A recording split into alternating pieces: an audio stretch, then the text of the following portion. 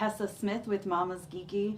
Thank you guys so much for taking the time to talk today. This movie is beautiful. So I just got to talk about like the inspiration, guys, for just this world and how gorgeous it is.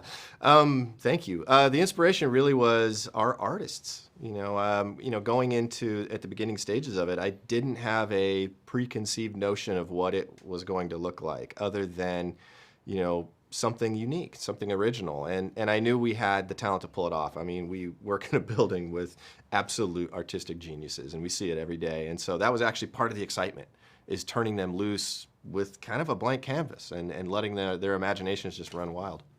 Can you talk about the inspiration for the story too? Oh yeah, it starts with Don. Like he came off of Moana, right? And you had a idea to make a movie about the environment, about his kids, and ultimately the things that made him excited, which was like Pulp Fiction, or all these pulp adventures. And then when I met him, he was like, okay, I have this crazy idea for a film. It's like, I'm going to take, what if it was like Indiana Jones meets National Lampoon's Vacation? And that was immediately, like, I knew all the ingredients were there for a great story. I knew where the humor was going to come from, I knew where the emotions and the comedy, and all that was going to just make for a really fun time.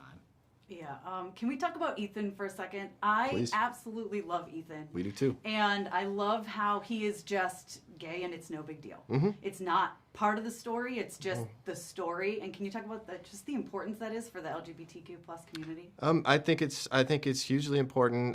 We love Ethan too. He's just a beautiful character, a wonderful character, and Jabuki did obviously an amazing job voicing that character. And we're just so proud to be able to put this movie out, and I know people are really going to respond to Ethan.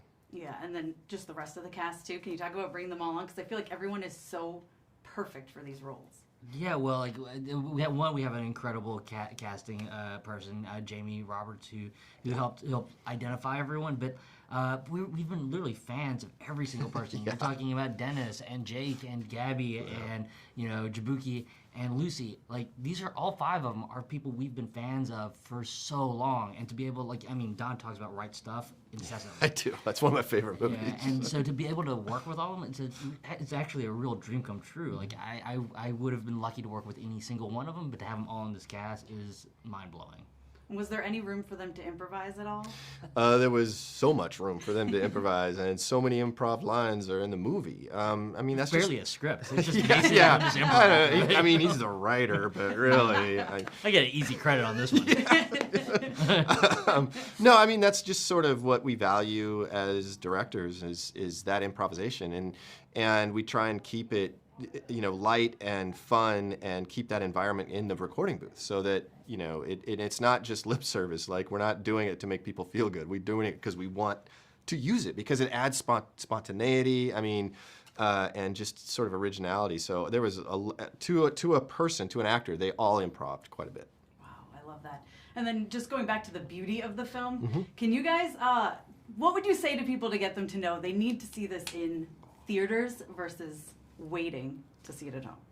Well, the movie is so, just scale-wise, so large. It is, looking at these landscapes that go on, and we just approved our stereo, or our 3D version of the film, and that even expands it even more. It's one of those movies that, you see great big, classic, pulp stories or classic movies that have, amazing landscapes. These are the same shots, but completely made through the imagination of Disney, and that is something that I feel is super, super special.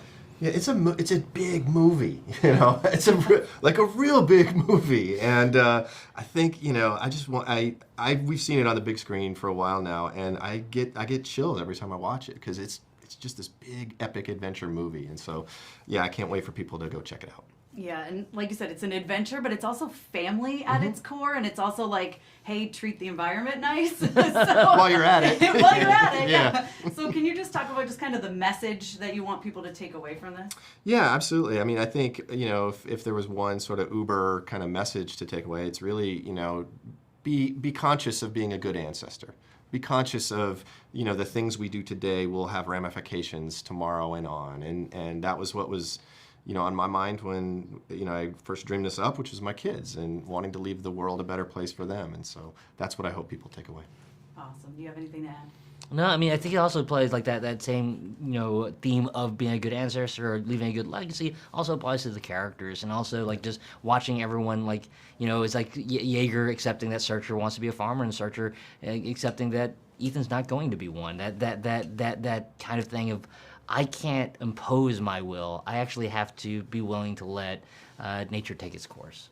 Well, thank you guys so much for your time. I thank you. appreciate Thank it. you. Love the movie. I can't wait to go see it again. Oh, thank you so much. That means a lot to us. Thank you so much to all my monetary supporters, my members, and my Patreons. Love you guys.